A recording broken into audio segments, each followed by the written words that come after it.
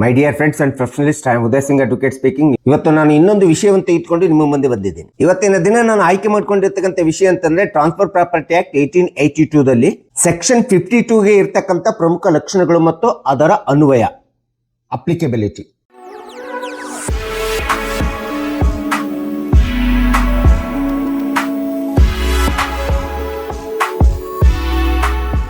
ಆಸ್ತಿ ವರ್ಗಾವಣೆ ಕಾಯ್ದೆಯಲ್ಲಿ 1882ರಲ್ಲಿ ಸೆಕ್ಷನ್ 52 ಎಂಬತಕ್ಕಂಥದ್ದು ಅತಿ ಪ್ರಮುಖವಾದಂತಹ ಪಾತ್ರ ನಿರ್ವಹಣೆಯನ್ನು ಮಾಡ್ತದೆ.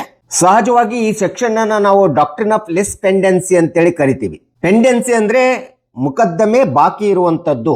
ವಿಶೇಷವಾಗಿ ಸೆಕ್ಷನ್ 52 ಆಸ್ತಿ ವರ್ಗಾವಣೆ ಕಾಯ್ದೆಯ ಪ್ರಕಾರ ಯಾವುದೇ ಆಸ್ತಿಯನ್ನ ಮುಕದ್ದಮೆ ಬಾಕಿ ಇರುವಂತಹ ಸಂದರ್ಭದಲ್ಲಿ ವರ್ಗಾವಣೆ ಮಾಡಬಾರದಂತೇಳಿ ಸ್ಪಷ್ಟವಾಗಿ ಸೆಕ್ಷನ್ 52 ಹೇಳ್ತದೆ. ಯಾವುದೇ ಇಮ್ಮೂವೇಬಲ್ ಪ್ರಾಪರ್ಟಿ ಮಾಲೀಕತ್ವದ ಹಕ್ಕು ಅಂತೇನಿರ್ತದೆ, ಅಂತ ಒಂದು ಮಾಲೀಕತ್ವದ ಹಕ್ಕು ನ್ಯಾಯಾಲಯದೊಳಗಡೆ ಪ್ರಕರಣ ಮುಕದ್ದಮೆ ನಡೆಯುತ್ತಿರುವಂತಹ ಸಂದರ್ಭದಲ್ಲಿ ಅಥವಾ ಬಾಕಿ ಇರುವಂತಹ ಸಂದರ್ಭದಲ್ಲಿ ಪಕ್ಷಕಾರರಾಗಿರ್ತಕ್ಕಂಥ ವಾದಿ ಆಗಿರ್ಬೋದು, ಪ್ರತಿವಾದಿಗಳಾಗಿರ್ಬೋದು, ಅಂತ ಒಂದು ಆಸ್ತಿಯನ್ನ ಮಾರಾಟ ಮಾಡತಕ್ಕಂಥದ್ದು ಇನ್ಯಾವುದೇ ವಿಧವಾದಂಥ ವರ್ಗಾವಣೆ ಮಾಡಬಾರದು ಅಂತೇಳಿ ಸ್ಪಷ್ಟವಾಗಿ ಈ ಒಂದು ಸೆಕ್ಷನ್ 52 ಹೇಳತಕ್ಕಂಥದ್ದನ್ನು ನಾವಿಲ್ಲಿ ಕಾಣ್ತಾ ಇದ್ದೀವಿ. ಒಂದು ವೇಳೆ ಈ ರೀತಿ ಬಾಕಿ ಇದ್ದಂಥ ಸಂದರ್ಭದಲ್ಲಿ ಯಾವುದೇ ಒಂದು ಆಸ್ತಿಯನ್ನ ವಾದಿ ಅಥವಾ ಪ್ರತಿವಾದಿಗಳು ಮಾರಾಟ ಮಾಡಿದಂಥ ಸಂದರ್ಭದಲ್ಲಿ ಖರೀದಿದಾರ ಅಂತೇನಿರ್ತಾನೆ, ಆ ಕೊಂಡುಕೊಂಡಂಥ ವ್ಯಕ್ತಿ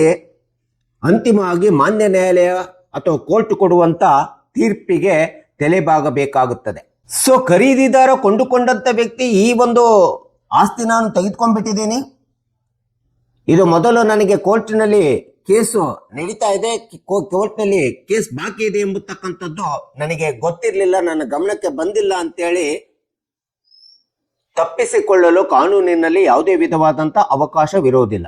ಸೊ ಹೀಗಾಗಿ ಸೆಕ್ಷನ್ 52 ಕೆಲವೊಂದು ಅತಿ ಪ್ರಮುಖವಾದಂಥ ಲಕ್ಷಣಗಳನ್ನ ಅಂಶಗಳನ್ನು ಹೊಂದಿದೆ. ಆ ಒಂದು ಲಕ್ಷಣ ಅಂಶಗಳು 1882ರ ಆಸ್ತಿ ವರ್ಗಾವಣೆ ಕಾಯ್ದೆ ಸೆಕ್ಷನ್ 52 ನಲ್ಲಿ ಇರ್ತಕ್ಕಂಥ ಈ ಅಂಶಗಳನ್ನ ಲಕ್ಷಣಗಳನ್ನ ಸ್ಪಷ್ಟವಾಗಿ ಅನುಕರಣೆ ಮಾಡಬೇಕಾಗುತ್ತೆ. ಮೊಟ್ಟ ಮೊದಲನೇದಾಗಿ ದಾವೆ ಹಾಕಿದಂತ ವ್ಯಕ್ತಿ ಏನಿರ್ತಾನೆ ಅಥವಾ ವಾದಿ ಅಂತ ಏನಿರ್ತಾನೆ, ಆ ದಾವೆ ಹಾಕಿದ ವ್ಯಕ್ತಿಯ ಹಕ್ಕನ್ನ ರಕ್ಷಣೆ ಮಾಡತಕ್ಕಂಥದ್ದು ಅತಿ ಪ್ರಮುಖವಾದಂತ ಒಂದು ಲಕ್ಷಣವಾಗಿದೆ ಈ ಒಂದು ಸೆಕ್ಷನ್ 52. ಮತ್ತು ಇಡೀ ಒಂದು ದಾವೆಯ ನ್ಯಾಯಾಲಯದಲ್ಲಿ ನಡೆಯುವಂತ ಒಂದು ಪ್ರಕ್ರಿಯೆ ಏನಿದೆ, ಆ ಪ್ರಕ್ರಿಯೆ ಸುಗಮವಾಗಿ ನಡೀಬೇಕೆಂಬತಕ್ಕಂಥದ್ದನ್ನ ಸ್ಪಷ್ಟವಾಗಿ ಸೆಕ್ಷನ್ 52 ಹೇಳ್ತದೆ. ಈ ರೀತಿ ಬಾಕಿ ಇದ್ದಂತ ಸಂದರ್ಭದಲ್ಲಿ ಒಂದು ವೇಳೆ ಯಾವುದಾದರೂ ಆಸ್ತಿಯನ್ನ ಮಾರಾಟ ಮಾಡಿದರೆ ಆ ಆಸ್ತಿ ಮಾರಾಟವಾದಂತ ಆಸ್ತಿಯನ್ನು ರದ್ದುಗೊಳಿಸಬೇಕಾದದ್ದು ತನ್ನಿಗೆ ತಾನಾಗಿ ರದ್ದುಗೊಳ್ಳೋದಿಲ್ಲ, ಕೋರ್ಟಿನ ತೀರ್ಮಾನಕ್ಕೆ ಒಳಪಡಬೇಕಾಗುತ್ತೆ. ಅಂತ ಒಂದು ಆಸ್ತಿಯನ್ನ ಮಾನ್ಯ ನ್ಯಾಯಾಲಯ ಕಾನೂನು ಬಾಹಿರವಾಗಿ ವರ್ಗಾವಣೆ ಆಗಿರ್ತಕ್ಕಂಥ ಆಸ್ತಿ ಅಂತೇಳಿ ತೀರ್ಮಾನ ಮಾಡ್ತದೆ. ಅಂತ ಆಸ್ತಿ ವೈಡ್ ಅಂಡ್ ವೈಡೇಬಲ್ ಪ್ರಾಪರ್ಟಿ ಅಂತೇಳಿ ನಾವು ಹೇಳ್ತಾ ಇದೀವಿ. ಇನ್ನು ಈ ಒಂದು ಸೆಕ್ಷನ್ 52 ಇನ್ನೊಂದು ಅತಿ ಪ್ರಮುಖವಾದಂತ ಅಂಶ ಅಂತಂದ್ರೆ, ಯಾವಾಗ ಲೆಸ್ ಪೆಂಡೆನ್ಸಿ ಇದ್ದಂತ ಸಂದರ್ಭದಲ್ಲಿ ಆಸ್ತಿ ಮಾರಾಟವಾಗಿರ್ತದೆ, ಖರೀದಿದಾರನಿಗೆ ಒಂದು ಸ್ಪಷ್ಟವಾದಂತ ನಷ್ಟದ ಭಯ ಭೀತಿ ನಿರ್ಮಾಣ ಆಗುತ್ತಕ್ಕಂಥದ್ದು ಸಹಜವಾಗಿರ್ತದೆ. ಯಾಕಂದ್ರೆ ಉದಾಹರಣೆಗೆ ಹೇಳ್ಬೇಕಂದ್ರೆ ಎ ಮತ್ತು ಬಿ ನಡುವೆ ಯಾವುದೇ ಒಂದು ಇಮ್ಯೂವೇಬಲ್ ಪ್ರಾಪರ್ಟಿ ಆಸ್ತಿ ಡಿಸ್ಪ್ಯೂಟ್ಸ್ ಇರ್ತದೆ, ಆ ಒಂದು ಆಸ್ತಿ ನ್ಯಾಯಾಲಯದಲ್ಲಿ ನಡೀತಾ ಇರ್ತದೆ. ಅಂತ ಒಂದು ನಡೀತಾ ಇದ್ದಂತ ಸಂದರ್ಭದಲ್ಲಿ ಬಿ ಏನ್ ಮಾಡ್ತಾನೆ ಅಂತಂದ್ರೆ, ಒಂದು ಆಸ್ತಿಯನ್ನ ಯಾವುದೇ ಒಂದು ಭಾಗದ ಆಸ್ತಿಯನ್ನ ಏನ್ ಮಾಡ್ತಾನೆ ಅಂದ್ರೆ ಸಿಗೆ ಮಾರಾಟ ಮಾಡಿಬಿಡ್ತಾನೆ. ಸೊ ಹೀಗೆ ದಾವೆ ನಡೆಯುವಂತ ಸಂದರ್ಭದಲ್ಲಿ ಬಿ ತನ್ನ ಆಸ್ತಿಯನ್ನ ಸಿಗೆ ಮಾರಾಟ ಮಾಡಿದಂತ ಸಂದರ್ಭದಲ್ಲಿ ಕೊಂಡುಕೊಂಡಂತ ಸಿ ಕೋರ್ಟ್ ನೀಡುವಂತ ಮಾನ್ಯ ನ್ಯಾಯಾಲಯ ನೀಡುವಂತ ತೀರ್ಪಿಗೆ ತಲೆಬಾಗಬೇಕಾಗುತ್ತೆ, ಬದ್ಧನಾಗಬೇಕಾಗುತ್ತೆ. ಆ ಸಂದರ್ಭದಲ್ಲಿ ಖರೀದಿದಾರನಾಗಿರ್ತಕ್ಕಂಥ ಸಿ ತಾನು ಕೊಂಡಂತ ಆಸ್ತಿಲಿಂದ ಹಣನೂ ಹೋಯ್ತು, ಕೊಟ್ಟಂತ ಹಣನೂ ಹೋಯ್ತು, ಆಸ್ತಿನೂ ಸಹ ನನಗೆ ಉಳಿಲಿಲ್ಲ ಎಂಬತಕ್ಕಂಥದ್ದು ನಷ್ಟದ ಭೀತಿ ಈ ಒಂದು ಸೆಕ್ಷನ್ 52 ಸ್ಪಷ್ಟವಾಗಿ ಖರೀದಿದಾರನಿಗೆ ಕೊಡ್ತಕ್ಕಂಥ ಒಂದು ಪ್ರಮುಖ ಲಕ್ಷಣವನ್ನ ಹೊಂದಿದೆ ಎಂಬತಕ್ಕಂಥದ್ದನ್ನ ನಾವಿಲ್ಲಿ ನೋಡ್ಬೇಕಾಗುತ್ತೆ. ಸೊ ಇನ್ನೊಂದು ಅತಿ ಪ್ರಮುಖವಾದಂತ ಲಕ್ಷಣ ಅಂತಂದ್ರೆ ಸೆಕ್ಷನ್ 52 ಅನ್ವಯ ಆಗುತ್ತಕ್ಕಂಥದ್ದು ಯಾವುದೇ ದಾವೆ ಒಳಗಡೆ ಇಮ್ಯೂವೇಬಲ್ ಪ್ರಾಪರ್ಟಿಗಷ್ಟೇ ಅನ್ವಯ ಆಗ್ತದೆ ಹೊರತು ಮೂವೇಬಲ್ ಪ್ರಾಪರ್ಟಿಗೆ ಇದು ಅನ್ವಯ ಆಗೋದಿಲ್ಲ. ಮೂವೇಬಲ್ ಪ್ರಾಪರ್ಟಿ ಅಂತಂದ್ರೆ ಅದು ಹಣ ಇರ್ಬೋದು, ಚಿನ್ನ ಇರ್ಬೋದು, ಬೆಳ್ಳಿ ಇರ್ಬೋದು, ಕಾರು ಇರ್ಬೋದು, ಇಂಥ ಒಂದು ಇಮ್ಯೂಯಬಲ್ ಪ್ರಾಪರ್ಟಿಗೆ ಇದು ಅನ್ವಯ ಆಗದೆ ಇರ್ತಕ್ಕಂಥದ್ದನ್ನ ನಾವಿಲ್ಲಿ ನೋಡ್ಬೇಕಾಗುತ್ತೆ. ಇನ್ನು ಯಾವುದೇ ಒಂದು ದಾವೆಯನ್ನ ಹೂಡಬೇಕಾದ್ರೆ ಸಂಬಂಧಪಟ್ಟಂತ ಕಾಂಪಿಟೇಟಿವ್ ಜೂರಿಸ್ಡಿಕ್ಷನ್ ನಲ್ಲಿ ದಾವೆ ಹೂಡಿರಬೇಕು. ಆ ಒಂದು ದಾವೆಯನ್ನ ಮೊಕದ್ದಮೆಯನ್ನ ಸಂಬಂಧಪಟ್ಟಂತ ಮಾನ್ಯ ನ್ಯಾಯಾಲಯ ವಿಚಾರಣೆ ಮಾಡುವಂತ ಸಾಮರ್ಥ್ಯವನ್ನ ಆ ನ್ಯಾಯಾಲಯ ಹೊಂದಿರಬೇಕು.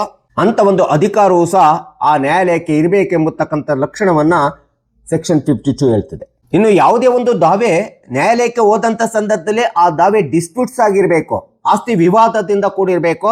ಆ ಆಸ್ತಿಯ ಸ್ವಾಧೀನತ್ವ ಇರ್ಬೋದು, ಮಾಲೀಕತ್ವ ಇರ್ಬೋದು, ಹಕ್ಕಿನ ಬಗ್ಗೆ ಸಂಬಂಧಿತವಾಗಿರ್ಬೇಕು ಎಂಬತಕ್ಕಂಥ ಒಂದು ವಿವಾದವನ್ನ ಈ ಒಂದು ಸೆಕ್ಷನ್ ಹೇಳ್ತದೆ. ಅಷ್ಟೇ ಅಲ್ಲದೆ ಸೆಕ್ಷನ್ 52 ಪ್ರಕಾರ ಯಾವುದೇ ಒಂದು ಸಿವಿಲ್ ದಾವೆ ನೈಜವಾಗಿರಬೇಕು ಮತ್ತು ಅದು ಸಹಜತೆಯಿಂದ ಕೂಡಿರಬೇಕು. ಯಾವುದೇ ವಿಧವಾದಂತ ಕಪಟ, ಮೋಸ, ವಂಚನೆಯನ್ನ ಇಬ್ಬರು ವ್ಯಕ್ತಿಗಳು ಸೇರ್ಕೊಂಡ್ಬಿಟ್ಟು ಇನ್ನೊಬ್ಬ ಮೂರನೇ ವ್ಯಕ್ತಿಗೆ ಮೋಸ ಮಾಡುವುದಕ್ಕೋಸ್ಕರ ಯಾವುದೇ ಒಂದು ವಿಧವಾದಂತ ಸುಳ್ಳು ದಾವೆ ದಾಖಲಾಗಿರಬಾರ್ದು, ಮೊಕದ್ದಮೆ ಆಗಿರಬಾರ್ದು ಎಂಬತಕ್ಕಂಥ ಸ್ಪಷ್ಟ ನಿರ್ದೇಶನವನ್ನ ಈ ಒಂದು ಸೆಕ್ಷನ್ 52 ಹೇಳತಕ್ಕಂಥದ್ದು ನಾವಿಲ್ಲಿ ನೋಡ್ತಾ ಇದ್ದೀವಿ. ಇನ್ನು ಕೋರ್ಟ್ ನಲ್ಲಿ ಕೇಸು ನಡೆಯುವಂತ ಸಂದರ್ಭದಲ್ಲಿ ಅಥವಾ ನಡೆಯುತ್ತಿರುವಂತ ಸಂದರ್ಭದಲ್ಲಿ ಅಥವಾ ಕೇಸು ದಾಖಲೆ ಆದಂತ ದಿನಾಂಕದಿಂದ ಹಿಡಿದು ಇಡೀ ಒಂದು ದಾವೆ ಸಂಪೂರ್ಣವಾಗಿ ವಿಚಾರಣೆ ನಡೆದು ಎಲ್ಲ ಸಾಕ್ಷಿಗಳು ನಡೆದು ಎಲ್ಲ ಸಂಪೂರ್ಣ ಮುಗಿಯುವವರೆಗೆ, ಅಂತಿಮ ತೀರ್ಪು ಬರುವವರೆಗೆ ವಾದಿಗಳಾಗ್ಲಿ ಪ್ರತಿವಾದಿಗಳಾಗ್ಲಿ ಯಾವುದೇ ಪಕ್ಷಕಾರರಾಗ್ಲಿ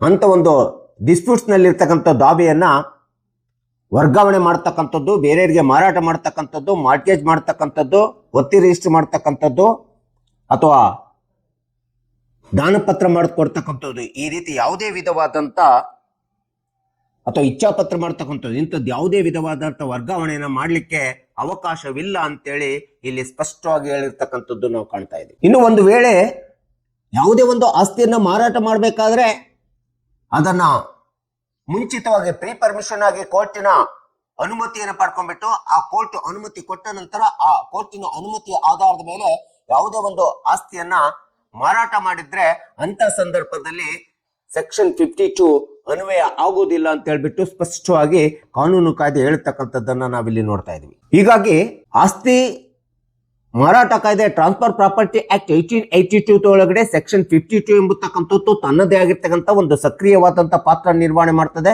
ಇದು ತನ್ನ ಒಂದು ಅತಿ ಪ್ರಮುಖ ಅಂಶಗಳನ್ನ ಅನ್ವಯ ಮಾಡ್ಕೋಬೇಕಾಗುತ್ತೆ, ಅಪ್ಲಿಕೇಬಲ್ ಆಗತಕ್ಕಂಥದ್ದು ನಾವಿಲ್ಲಿ ನೋಡ್ತಾ ಇದ್ವಿ.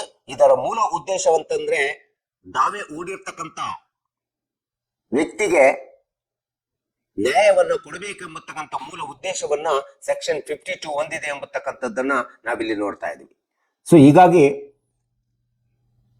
ಈ ಒಂದು ಸೆಕ್ಷನ್ನಿನ ಮಹತ್ವ ಬಹಳ ಪ್ರಮುಖವಾಗಿದೆ ಎಂಬತಕ್ಕಂಥದ್ದನ್ನ ಬೋನಫೈಡ್ ಪರ್ಚೇಸರ್ಗೆ ಅನ್ವಯ ಆಗುತ್ತಕ್ಕಂಥದ್ದು ಆಗಿರ್ಬೋದು ಅಥವಾ ಆಸ್ತಿ ಕಳ್ಕೊಂಡಿರ್ತಕ್ಕಂಥ ವ್ಯಕ್ತಿಗೆ ಆಗಿರ್ಬೋದು, ಈ ಒಂದು ಸೆಕ್ಷನ್ನು ಬಹಳ ಮಹತ್ವಪೂರ್ಣವಾದಂಥ ಅಂಶವನ್ನು ಹೊಂದಿದೆ ಅಂತೇಳಿ ಕಕ್ಷಿದಾರರು ಸಾರ್ವಜನಿಕರು ತಿಳ್ಕೊಳ್ಳಿ ಎಂಬತಕ್ಕಂಥ ಹಿನ್ನೆಲೆಯನ್ನು ಇಟ್ಕೊಂಡು ನಾನು ಈ ವಿಡಿಯೋನ ಮಾಡಿದ್ದೀನಿ. ದಯವಿಟ್ಟು ನನ್ನ ವಿಡಿಯೋ ಇಷ್ಟ ಆಗಿದ್ರೆ ಶೇರ್ ಮಾಡಿ, ಲೈಕ್ ಮಾಡಿ, ಕಮೆಂಟ್ ಮಾಡಿ ಮತ್ತು ನನ್ನ ಚಾನೆಲ್ಗೆ ಇನ್ನೂ ಯಾರ್ಯಾರು ಸಬ್ಸ್ಕ್ರೈಬ್ ಆಗಿಲ್ಲ ನೀವೆಲ್ಲರೂ ಸಬ್ಸ್ಕ್ರೈಬ್ ಆಗಬೇಕಂತ ಕೇಳ್ಕೊಳ್ತಾ ಇವತ್ತಿನ ವಿಷಯಕ್ಕೆ ವಿರಾಮ ಹೇಳ್ತೀನಿ. ನಾನು ಇನ್ನೊಂದು ವಿಷಯವನ್ನು ತೆಗೆದುಕೊಂಡು ನಿಮ್ಮ ಮುಂದೆ ಬರ್ತೀನಿ. ಜೈ ಹಿಂದ್, ಜೈ ಕರ್ನಾಟಕ.